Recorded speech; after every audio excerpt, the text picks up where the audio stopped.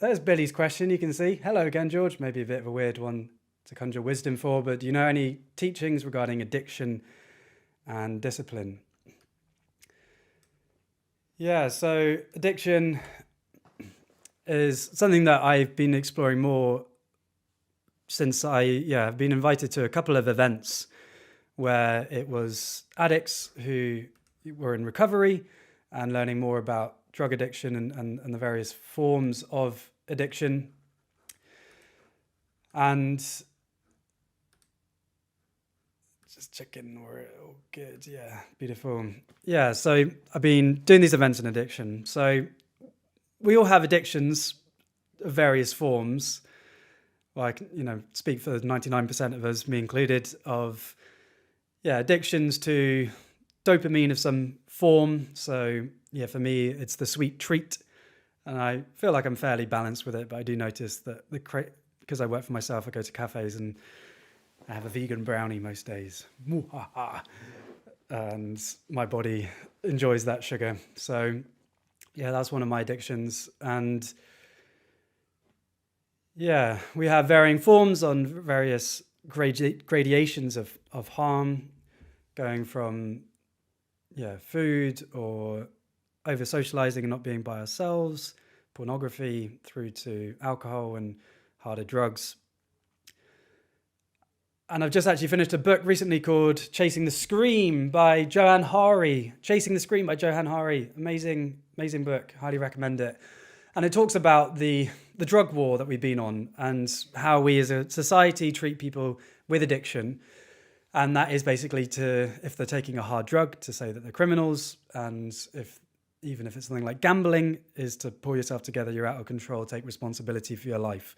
We often treat addicts with shame and judgment, and the belief being that there's punishment will then make them change. But as Johann Hari says in Chasing the Scream, is that he says that the opposite of addiction is connection. The opposite of addiction is connection.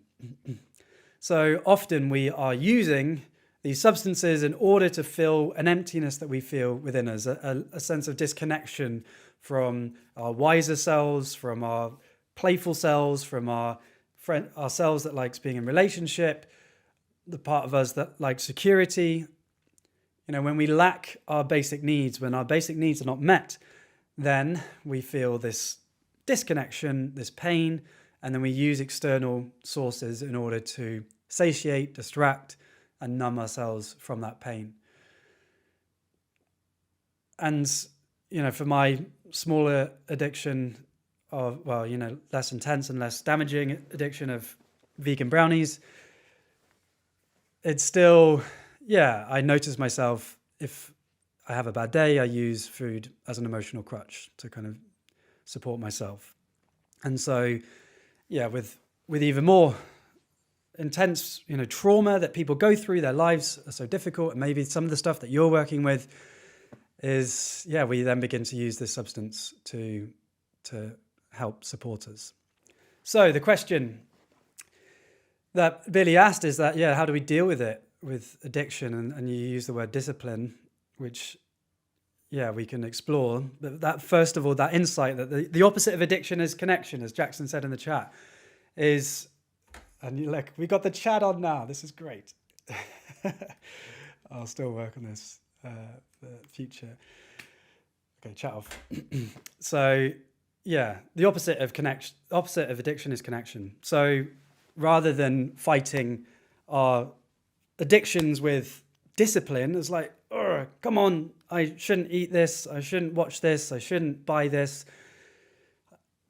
Can we just instead begin to look at why that desire is coming up and try and find the need that is unmet underneath that desire? And when we find that need that's unmet, then we go to the source of the reason that we get into these compulsive and disruptive behaviors. And that's where true healing is possible. So for someone who's been addicted to crystal meth or opioid drugs, just taking the drugs off them and judging them and shaming them isn't going to help them reconnect with themselves or to find peace. They are using these drugs in order to support themselves for just being, because their lives are that difficult. And so meeting ourselves and how we think about how to relate to addiction in the world, connection is the key.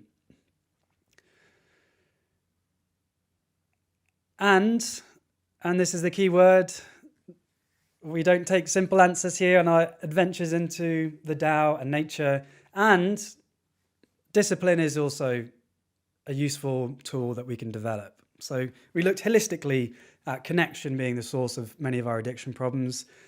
And yet, nonetheless, we as human beings need to develop the ability to watch desire pop up into our minds and not act upon it, to not be reactive, to not always be lost in the valleys of craving and desire, and instead to take a breath and watch the craving come and go. And so then to have the discipline to not always be caught in craving. So finding the underlying needs of that craving can then get to the source of that healing and the source of that craving, but then also that craving can continue to arise in your mind. So that's then when you develop that internal space through meditation, through taking action, where you build your confidence in yourself, challenging yourself, realizing you can do more than you normally would imagine you could, and then increasing that power that you know that you have, you reconnect with that power, and then you have discipline, and you don't act on those cravings. Notice, though, that the word discipline I use in a much more soft way than we would normally imagine discipline.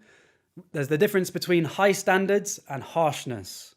High standards is where we aspire to live in keeping with our best selves, with integrity, and to live a life of simplicity and a clean life in the sense of not filling our mind and our bodies full of pollution, but instead really giving ourselves what we need and what nourishes us. So a clean life.